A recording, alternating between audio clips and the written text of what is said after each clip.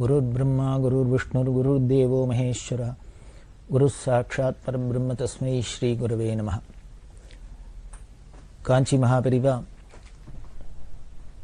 1944 வருஷம் காஞ்சிபுரத்தில் காமாட்சிக்கு அதிசயமாக ஸ்வர்ண விமானம் பண்ணி கும்பாபிஷேகம் பண்ணிவிட்டு பக்கத்தில் கீழம்பிங்கிற கிராமத்தில் வந்து இருந்தால் அந்த கீழம்பிக்கும் கம்பருக்கும் என்ன சம்பந்தம் அப்படின்லாம் சொன்னால் அதெல்லாம் பார்த்தோம்.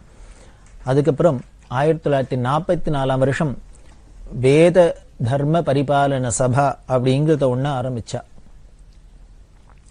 அதாவது வேதம் சாஸ்திரம் இந்த தர்மங்கள்லாம் காப்பாற்றப்படணும், அதுக்கு ஒரு அமைப்பு வேணும் அப்படிங்கிற உத்தேசத்தில் இந்த வேத தர்ம பரிபாலன சபையை ஆரம்பித்தா. அந்த காலத்தில் சுமார் 4 லட்சம் ரூபாய் கேபிட்டலில் ஆரம்பிக்கப்பட்டது. அதோட உத்தேசம் என்ன அப்படின்னா, இந்த வேத சாஸ்திர படித்த வித்வான்களுக்கெல்லாம் உபகாரம் பண்ணுறது, அதே மாதிரி இந்த வேத சாஸ்திரங்களில் என்னென்னலாம் பிரச்சனைகள் வருதோ, ஜனங்களுக்கு சந்தேகங்கள் வருதோ அதெல்லாம் தீர்க்கிறது, அது மாதிரி பல நோக்கங்கள் அதுக்கு. அதுக்காக 4 லட்சம் ரூபாய், சுமார் 4 லட்சம் ரூபாய் மூலதனத்தில் அது ஆரம்பிக்கப்பட்டது. அது இன்று வரைக்கும் ரொம்ப சிறப்பாக நடந்துன்னு வருது. அந்த வருஷத்து வியாச பூஜையை காஞ்சிபுரத்துக்கு பக்கத்தில் வடார்காடு ஜில்லாவில் இருக்கிற யசேனூருங்கிற இடத்துல பண்ணினா. 1944 வியாச பூஜை யசேனூரில். அந்த யசேனூரில் கோகிலாம்பா அப்படின்னு ஒரு பாட்டி இருந்தா. இந்த பாட்டி நிறைய ஐஸ்வர்யம் உள்ளவா, கணவன் இல்லை, குழந்தைகள் கிடையாது. அப்புறம் ஒருத்தரை ஸ்வீகாரம் பண்ணிண்டா. அந்த பாட்டி ரொம்ப பெரியவாள்கிட்ட பக்தி, பெரியவாளோட ரொம்ப வயசில் பெரியவா. முன்னாலே பெரியவா காசி யாத்திரை பொறுத்த இல்லாமல் இந்த யசேனூருக்கு வந்துட்டு போயிருக்கா. அந்த யசேனூர்லேருந்து அந்த பாட்டியும் காசி யாத்திரையெல்லாம் போயிருக்கா. அந்த காசி யாத்திரையில் அந்த பாட்டி பெரியவாளோட காசிக்கு போயிருக்கிறதே அந்த அம்மாவுக்கு ஒரு அபூர்வமான தரிசனமாச்சு. பெரியவா காசிக்கு போயிருந்தா இல்லையா, காசியில் பனாரஸில் விஸ்வமகா வித்யாலயா இருக்கு. மதன் மோகன் மாளவியா அப்படிங்கிற பண்டிதர், அந்த வித்வான்கள்லாம் சேர்ந்து பெரியவாளுக்கு வரவேற்பு கொடுத்து பெரியவாளுக்கு புஷ்பாஞ்சலி பண்ணிட்டு இருக்கார். இந்த மாளவியா கூட கூடயா புஷ்பத்தை எடுத்து பெரியவாளுக்கு புஷ்ப வருஷம் பண்ணிட்டு இருக்கார்.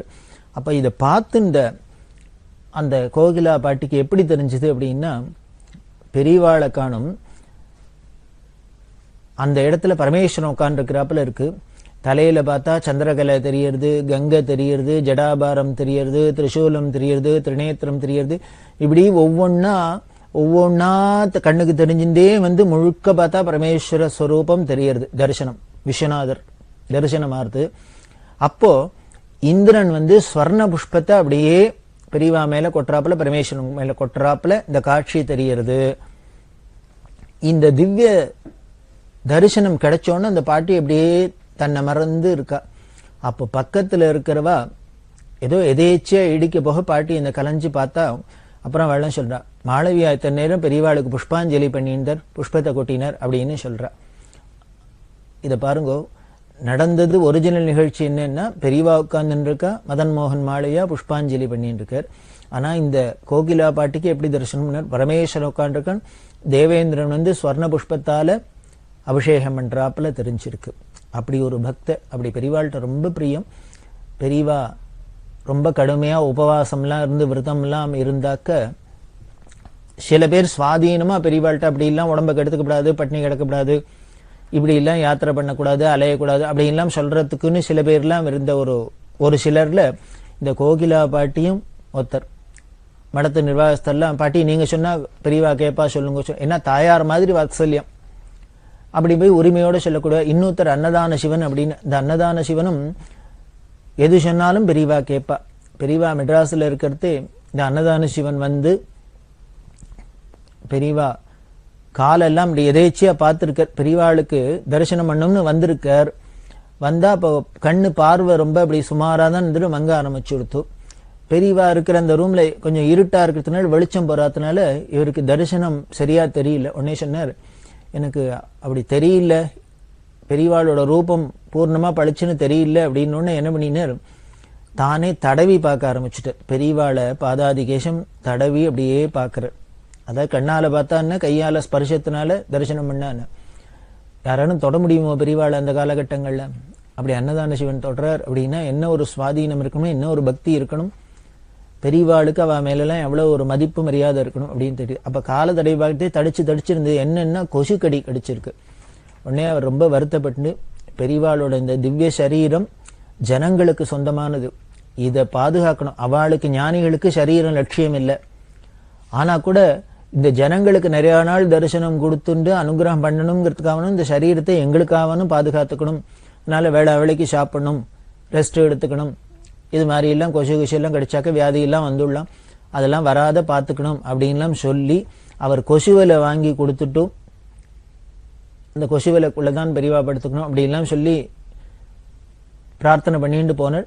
அதுபடியே அவர் சொன்னாருங்கிற பிரார்த்தனைக்காக கொஞ்ச நாளைக்கு பெரியவா அப்படிலாம் அதெல்லாம் கேட்டுன்னு. எதுக்கு சொல்றேன் அப்படின்னா, இந்த அன்னதான சிவன், இந்த எசேனூர் பாட்டி, இவாள்லாம் பெரியவாள்கிட்ட சுவாதீனமா பேசக்கூடியவா.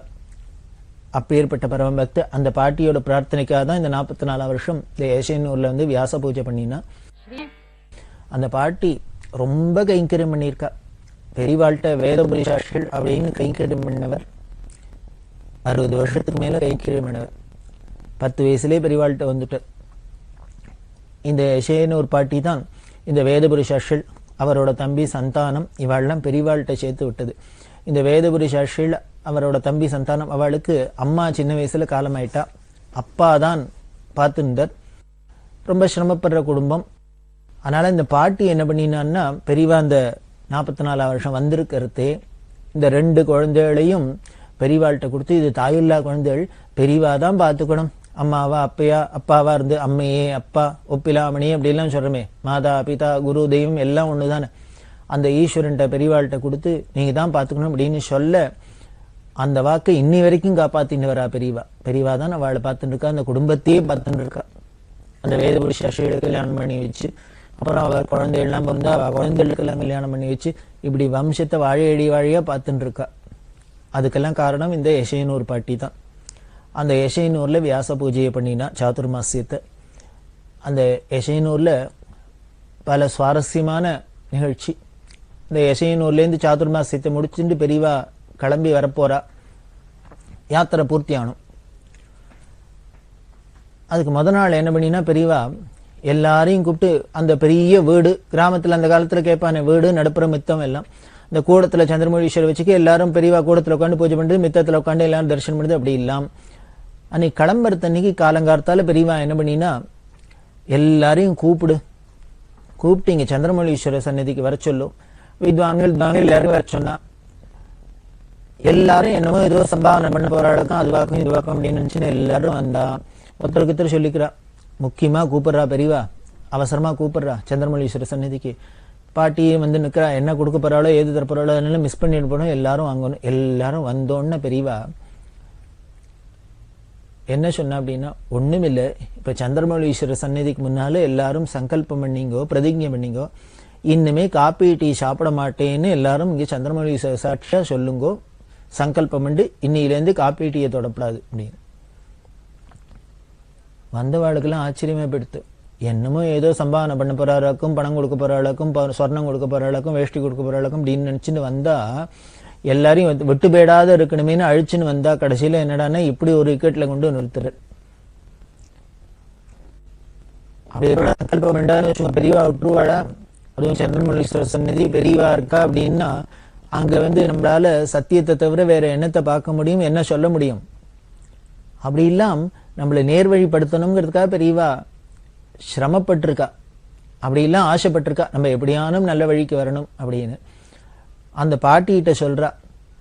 அந்த பாட்டி கிளம்புறதே சொன்னா, என்னால முடிஞ்சதை ஏதோ கைங்கரியம் பண்ணினேன், பெரியவா அதுல குத்தங்குறை இருந்தா மன்னிச்சு ஏத்துன்னு அனுகிரகம் பண்ணணும், இதே மாதிரி நிறைய பிராப்தம் கிடைக்கணும் அப்படின்லாம் பிரார்த்தனை பண்ண. அது என்ன குத்தங்குறைங்கிறப்போ நீ என்ன சும்மாவா பண்ணின? அப்படிதான் செலவழிச்சு எல்லாம் பண்ணியிருக்க. நீ பண்ணின உபச்சாரத்துல அது ஏன் ஒன்னு சொன்னாலே பொறுமே, காப்பியும் டீயும் ஆறான்னா ஓடித்து அப்படின்னு பரியாசம் பண்றா. அப்படின்னா அதாமா அவளுக்கு என்னென்ன வேணுமோ அதை கொடுத்துருக்கா. அதை பார்த்துட்டு தான் அதுக்கப்புறம் இங்க வந்து கருத்தை பிரதிங்க, இனிமே காப்பி சாப்பிட மாட்டேன், டீ சாப்பிட மாட்டேன், மடத்துல வந்து அப்படி மடத்துல வந்து இல்ல லைஃப்லயே சாப்பிடக்கூடாது. அதுக்கும் மீறி அட்லீஸ்ட் மடத்துல போற சமயத்திலான இல்லாத இருந்தா அதுலேயே பெரியவாளுக்கு சந்தோஷம் போல இருக்கு. அதுக்காக தான் இந்த பிரதிஜையெல்லாம் வேண்டியது. இப்படிலாம் இந்த யசனூர் பாட்டிகிட்டெல்லாம் சௌலபியமாக பழகிவிட்டு அந்த சாதுர்மாசியத்தை முடிச்சுட்டு பெரியவா அப்படி ஆற்காடு வழியால் வரா. ஆற்காடு முன்னமே பார்த்தோம் ரொம்ப பெரிய க்ஷேத்திரம், ஷடாரண்யம் அப்படின்னு. பரத்வாஜர், அத்ரி, அகஸ்தியர், வசிஷ்டர், வால்மீகி, கஷ்யபர் அப்படிங்கிற 6 ரிஷிகளும் தபஸ் பண்ணின இடம். 6 காடா இருந்திருக்கு. அந்த 6 காட்டிலையும் 6 ரிஷிகள் வந்து தபஸ் பண்ணியிருக்கா. எதுக்கு இந்த 6 ரிஷிகள் இங்க வந்து தபஸ் பண்ணான்னு வேற ஒன்றும் இல்லை. காஞ்சிபுரத்துல காமாட்சிக்கும் ஏகாம்பரேஸ்வருக்கும் கல்யாணம் நடந்தது இல்லையா? அம்பாள் தபஸ் பண்ணி ஏகாம்பரேஸ்வர விவாகம் என்றாலே அந்த கல்யாண தரிசனம் பண்ணணுங்கிறதுக்காக அந்த ரிஷிகள்லாம் வந்து தபஸ் பண்ணின இடம் தான் 6 காடா இருக்கிறது. ஆற்காடுங்கிறோம். அது இன்னைக்கு வேற பேர்ல இருக்கு. என்ன பேர்ல இருக்கு அப்படின்னா, பரத்வாஜர் இருந்து தபஸ் பண்ணது, பரத்வாஜ ஆசிரமம் இருந்தது, புதுப்பாடி அப்படின்னு சொல்றோம். அந்த ஊர்ல இருக்கிற சுவாமிக்கு பேரு பரத்வாஜேஸ்வரர்னு பேரு. அத்ரி மகரிஷி அவர் தபஸ் பண்ணியிருந்த இடம் குடிமெல்லூர் அப்படிங்கிற அந்த ஊர்ல சுவாமி பேர் அத்ரீஸ்வரர். அதே மாதிரி அகஸ்தியர் தபஸ் பண்ணியிருந்த இடம் காரக்காடுன்னு பேரு. அந்த ஊர்ல பேர் சுவாமிக்கு பேர் அகஸ்தியேஸ்வரர்னு பேரு. அதே மாதிரி வசிஷ்டர் அவர் தபஸ் பண்ணின இடம் வேப்பூர் அப்படிங்கிற இடம், சுவாமி வசிஷ்டேஸ்வரர். வால்மீகி மகரிஷி அவர் தபஸ் பண்ண இடம் விஷாரம்ங்கிற இடம், அது வால்மீகேஸ்வரர். கஷ்யப மகரிஷி அவர் தபஸ் பண்ணின இடம் நவலா தோப்பு அப்படின்னு சொல்லக்கூடிய அங்க சுவாமி கஷ்யபேஸ்வரர் அப்படின்னு. இந்த 6 ரிஷிகளும் கல்யாண தரிசனத்துக்காக வந்து தபஸ் பண்ணின்னு தங்கின இடம். அதனால்தான் 6 காடு உள்ள இடம் ஷடாரண்யம், ஆற்காடுங்கிற இடம். அந்த ஆற்காடுல வந்து இருந்தா. அதுக்கப்புறம் 1945 பிப்ரவரி மாசம் அத்வைத சபா ஸ்வர்ண மகோத்சவம் நடந்தது. அதாவது அத்வைத சபான்னு ஒண்ணு, பெரியவாளோட பரமகுரு, அதாவது கலவ பெரியவான்னு சொன்னமே, காஞ்சி காமகோடி பீடத்தோட 66வது பீடாதிபதிகள். அவர் 1894 கும்பகோணத்துல இந்த அத்வைத சபாங்கிறத ஆரம்பிச்சார். இந்த அத்வைத சித்தாந்தத்தை வளர்க்கணும், அந்த பிரகாசப்படுத்தணும், அதுக்கு பிரச்சாரம் பண்ணணும் அப்படிங்கிறதுக்கு அந்த அத்வைத சபாவை பெரியவாளோட பரமகுரு கல்வ பெரியவா ஸ்தாபிதம் பண்ணினா. அது 1894 ஸ்தாபிதம் பண்ணினதுனால 50 வருஷம் ஆச்சு. அது 1945 அதோட பொன்விழா கொண்டாடப்பட்டது. இந்த அத்வைத சித்தாந்தத்தை வளர்க்கணும், அதை பிரகாசப்படுத்தணும், அதுக்கு பிரச்சாரம் பண்ணணும் அப்படிங்கிறதுக்கு அந்த அத்வைத சபாவை பெரியவாளோட பரமகுரு கலவ பெரியவா ஸ்தாபிதம் பண்ணினா. அது 1894 ஸ்தாபிதம் பண்ணினதுனால 50 வருஷம் ஆச்சு. அது 1945 அதோட பொன்விழா கொண்டாடப்பட்டது. அந்த பொன்விழா கொண்டாட்டத்துக்காக ரொம்ப விமர்சையா பண்ணி 108 வித்வான்களுக்கு ஸ்வர்ண மோதிரம் எல்லாம் பண்ணி பெரியவா பரிசு கொடுத்து இந்த பொன்விழாவை ரொம்ப ஸ்ரத்தையா கொண்டாடினா. அப்படி கொண்டாடின பெரியவா 1946 ஜீவாத்ம கைங்கரியம் அப்படிங்கிற ஒண்ண ஆரம்பிச்சா. பல ஸ்கீம் எல்லாம் ஆரம்பிச்சு சர்வீஸ் பண்றதுக்குன்னு சொன்னான்னும், அதுல ஜீவாத்ம கைங்கரியம் அப்படின்னு ஒண்ணு 1946 பெரியவா ஆரம்பிச்சது. இதோட லட்சியம் என்ன அப்படின்னா, அந்தந்த ஊர்ல, அந்தந்த கிராமத்துல, அந்தந்த தெருவுல இருக்கிறவா அங்க அந்த ஊர்லயோ கிராமத்திலேயோ தெருவுலையோ யாரானும் ஆவி பிரியிற ஸ்திதியில இருந்தா, மரணப்படுக்கையில இருந்தா, அந்த இடத்துக்கு அந்த சமயத்துல எல்லாரும் சத்சங்கமா சேர்ந்து போய் பகவன் நாமாவை ஜபம் பண்ணணும், உறக்க சொல்லணும். சிவநாமாவோ விஷ்ணு நாமாவோ அவ அந்த படுக்கையில இருக்கிறவாளுக்கு என்ன சம்பிரதாயத்தை சேர்ந்தவாளோ அவளுக்கு ஏத்தாப்புல, சைவமோ வைஷ்ணவோ யாரா இருந்தாலும் சரி, அவளுக்கு ஏத்தாப்புல சம்பிரதாயத்துக்கு விரோதம் இல்லாத ராமநாமாவையோ சிவநாமாவையோ நன்னா 1008 தரம் உறக்க ஜபம் பண்ணணும். அதாவது இந்த ஆவி பெரியிற அந்த ஜீவனுக்கு காதுல விழணும். அதுக்கப்புறம் அவ சம்பிரதாயத்தை ஒட்டி விபூதி பிரசாதமோ இல்ல துளசியோ, அதுக்கு மேல எல்லாருக்கும் கங்கா தீர்த்தம் இதெல்லாம் பிரசாதத்தை கொடுத்து அவ அந்த ஆவி பிரியர்த்தே பகவத் ஸ்மரணையோட போறாப்புல இருக்கணும். அந்த சூழ்நிலையே ஒரே அழுது சிரிச்சுன்னு அமக்களமா இல்லாத ஒரு நல்ல சத்சங்கமா இருந்துன்னு அதுல அவ ஆத்மா பிரியணும் அப்படிங்கிறதுக்காக தான் ஜீவாத்ம கைங்கரியம்ங்கிறத இந்த ஒரு அமைப்பை பெரியவா ஏற்படுத்தினார். ஏன் இப்படி பண்ணணும் அப்படின்னு வேற ஒண்ணும் இல்லை. சாஸ்திரங்கள் சொல்றது, நம்ம உயிர் பிரியறது ஆவி பிரியறது என்ன நினைப்போட என்ன ஸ்மரணையோட போறோமோ பிரியறதோ அதுவே அடுத்த ஜென்மாவா வந்துடுறது. இப்போ உதாரணத்துக்கு நம்ம போற சமயத்துல ஜென்மா போற சமயத்துல திடீர்னு நாயோட ஞாபகம் வந்ததுன்னா அடுத்த ஜென்மா நாயா வந்துடும். என்ன நினைச்சுண்டு போறோமோ அதுவா பிறக்கிறது அப்படின்னு சாஸ்திரம் சொல்றது. அதனாலதான் ரிஷிகள்லாம் என்ன சொல்றா, அந்த ஆவி பிரியற சமயத்துல பகவானோட ஸ்மரணையோட ஈஸ்வர ஸ்மரணையோடையே ஆவி பிரியணும் அப்படின்னு சொல்றா. அப்படி ஈஸ்வர ஸ்மரணையோடையே பிரிஞ்சதுன்னா எதை நினைச்சுண்டு பிராணம் போறதோ அதுவா தானே ஆயிடும். அப்ப ஈஸ்வரனையே நினைச்சுண்டு நம்ம ஆவி பிரிஞ்சதுன்னா ஈஸ்வரனோட ஈஸ்வரனா பேரும், அதாவது மோட்சம்னு அர்த்தம். இதுக்கு பிரமாணம் வேணும்னா பகவான் கீதையிலேயே சொல்றார். பகவத்கீதையில சுவாமி என்ன சொல்றார், ஆயுசு மட்டும் நீ எப்படி வேணா இருப்பா, ஆனால் உன்னோட அந்திம காலத்துல ஆவி பிரியர்த்தே என்ன நினைச்சுக்கோ, என்ன நினைச்சு உயிரை விட்டீங்கன்னா என்னையே அடைஞ்சுடுற அப்படின்னு கீதையில வாக்குமூலம் கொடுத்திருக்காரு, சொல்லியிருக்காரு. அதைத்தானே சாஸ்திரம் சொல்லியிருக்கு. அத சாஸ்திரம் சொன்னதை கீதையில சொன்னதை நடைமுறைப்படுத்தணுமே. நமக்காவே அவளுக்கு பிராக்டிஸ் பண்ணி அந்த சமயத்துல ஆவி போறதை பகவத் ஸ்மரணை வரணும்னா அது எத்தனை பேருக்கு வரும்னு சொல்ல முடியாது. ஜென்மா முழுக்களும் நாம பகவத் ஸ்மரணை பண்ணினவாளுக்கு கூட, நாம ஜபம் பண்ணினவாளுக்கு கூட அந்த ஆவி பிரியிற சமயத்துல வருமானா சொல்ல முடியாது. ஏன்னா எப்படி நடக்கும்னு தெரியாது. சேங்காலிபுரம் அனந்தராம தீட்சிதர் ரொம்ப உருக்கமா சொல்வார், தமாஷாவும் சொல்வார். ஒருத்தர் 4 குழந்தைகள், அவர் டெத் பெட்ல இருக்க, பிராணம் போக்குறது. அவருக்கும் நிறைய சொத்து பத்தெல்லாம் உண்டு. அவர் எங்க வச்சிருக்க என்ன வச்சிருக்க எல்லாம் தெரியல. இதெல்லாம் தெரிஞ்சுக்கணும்னு குழந்தைகளுக்கும் ஆசை. பொண்ணு பிள்ளை எல்லாரும் சூழ்ந்துட்டு இருக்கா. அதுல ஒரே ஒரு பிள்ளை மட்டும் பாம்பேல இருந்து வரணும். இவருக்கும் அப்பப்போ கோமா ஸ்டேஜுக்கு போயிடுறது. யாரு வந்திருக்கா, ஈத்தாப்புல யாரு நிக்கிறா, என்ன இருக்கு எது சொல்றதுக்கு தெரியல, அப்படி எல்லாம் இருக்கு. அப்பப்போ வந்துட்டு போயின்னு இருக்கு நினைப்பு. இந்த பொண்ணு பிள்ளையெல்லாம் பார்த்துட்டு இருக்கா இல்லையா, இல்ல அதுல பொண்ணு பார்த்தா, அப்பா என்ன தெரியறதான்னா, இன்னத்தி உன்னை தெரியறதான்னா, இவனை தெரியறதான்னா, அவனை தெரியறதான்னா எல்லாம் சொல்லிகிட்டே இருக்கா.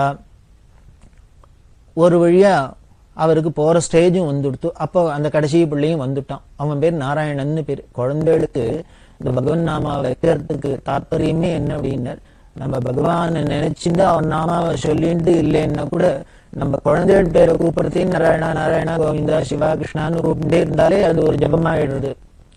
இந்த பகவான் நினைச்சு சொல்றதோட நம்ம குழந்தைகள் அப்படிங்கிற பாவத்தோட சொன்னோம்னா இன்னும் கொஞ்சம் பிரியமாவே சொல்லுவோம் இல்லையோ அந்த பேரை. அதுக்காக பகவான் நாமாவே பேரா வைக்கிறது. அப்படி நாராயணன் வச்சிருக்கா. உடனே பொண்ணு கேட்டா, அப்பா இவன் வந்திருக்கானே யாரு தெரியறதா அப்படின்னார். அவர் ஆஹா வந்திருக்கிறது நாராயணன் தான் அப்படின்னு சொல்லப்படாதோ. அப்ப என்ன சொன்னா, நன்னா தெரியும் 3வது புள்ள அப்படின்னு. அது வரைக்கும் பிரஜை இல்லாத அப்படியும் இப்படியும் இருந்தவர் இந்த சமயத்துல மட்டும் என்ன சொன்ன, தெரியும் நன்னா தெரியறது என் 3வது புள்ளன்னர் பிராணம் எடுத்து. இது எதுக்கு இந்த கதையை செங்காலிபுரம் தீட்சிதர் சொல்லுவார் அப்படின்னா வேற ஒண்ணும் இல்லை. அவனோட பிராரப்தத்தை பாருங்கொள்ளேன். 3வது பிள்ளைங்கிறது வாயில வருது, அவனோட பேர் நாராயணன் வாயில வர மாட்டேங்கிறது பாருங்களேன். அப்படி தெரியறது நாராயணன் அப்படின்னு சொல்லிட்டு அஜாமிழ மாதிரி கரையர் இருக்கலாமே, அந்த ஏற விடாதுன்னா பண்ணி விடுறது. அதுக்காகத்தான் இப்படி சாஸ்திரத்துல சொல்லி கீதையில சொல்லி பகவத் ஸ்மரணியோட பகவன் நாம சொல்லிட்டே பிராணம் விடணும் அப்படின்னா கூட எத்தனை பேருக்கு கிடைக்கும், யாருக்கு கிடைக்கும் தெரியாது. அதை நடைமுறைப்படுத்தணும், எல்லாருக்கும் கிடைக்கணுங்கிற பெரிய பரோபகார சிந்தனையில தான் பெரியவா இந்த ஜீவாத்ம கைங்கரியம் அப்படிங்கிற ஒரு திட்டத்தை சொல்லி அந்த ஊர்ல இருக்கிற அத்தனை பேரும் போய் அந்த சமயத்துல பகவான் நாமாவை உறக்க சொல்லி, அதாவது காதலியான விழுமொழியோ, இந்த காதல விழுந்தாலும் அந்த நாமாவோட விசேஷம் உள்ளுக்குள்ள போய் தானே அவளுக்கு சத்கதியை கொடுக்கலாமே அப்படிங்கிற ஒரு உயர்ந்த நோக்கத்துலதான் இந்த ஜீவாத்மா கைங்கரியம் அப்படிங்கறத பெரியவா தீர்மானம் பண்ணி ஏற்பாடு பண்ணினா அது ரொம்பவே சிறப்பா பல இடங்கள்ல நடந்து வந்திருக்கு. இப்படி சமுதாயத்துக்கும் பல என்ன உபயோகமா இருக்குமோ அதெல்லாமும் சொல்லி பெரியவா தன்னுடைய யாத்திரையை தொடர்ந்து வர